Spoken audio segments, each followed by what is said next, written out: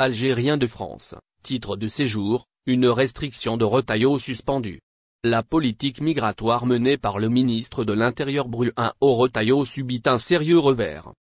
En France, notamment à Nantes, une décision judiciaire vient de suspendre une mesure jugée illégale par plusieurs organisations, remettant ainsi en cause une pratique de fichage ciblé visant des étrangers, dont de nombreux Algériens de France étaient susceptibles d'être affectés par la nouvelle mesure controversée mise en place par Retailleau.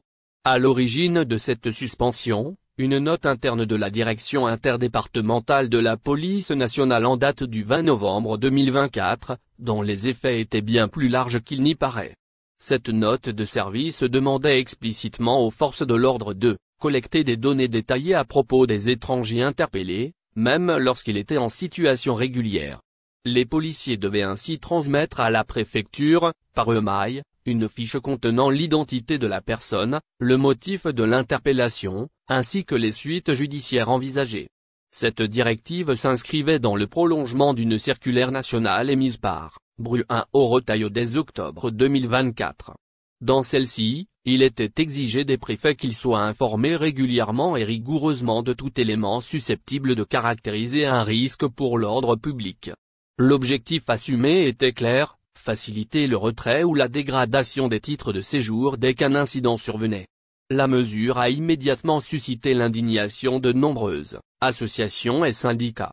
La CIMAD, le syndicat des avocats de France et l'association de défense des libertés constitutionnelles, entre autres, ont saisi la justice administrative en Loire-Atlantique pour contester cette pratique. Le tribunal administratif de Nantes leur a donné raison le 4 avril dernier, considérant que ce fichage contrevenait à plusieurs principes fondamentaux du droit.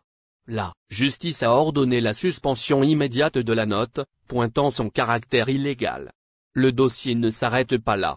En Seine-Saint-Denis, une pratique similaire a été révélée, ce qui laisse penser que cette politique de fichage n'était pas limitée à un seul département mais s'inscrivait dans une directive plus vaste et coordonnée. La suspension prononcée à Nantes pourrait donc faire jurisprudence, entraînant une remise en question plus large des méthodes mises en œuvre par le ministère de l'Intérieur dans le cadre de sa politique migratoire. Le contexte de cette décision est à mettre en parallèle avec les intentions affichées de Bruno Retailleau. Depuis sa prise de fonction, le ministre a multiplié les déclarations sur la nécessité de lutter contre l'impossibilisme administratif en matière migratoire. La circulaire d'octobre 2024, dont découle la note aujourd'hui suspendue, visait précisément à accélérer les procédures d'éloignement, en identifiant au plus vite les étrangers potentiellement expulsés.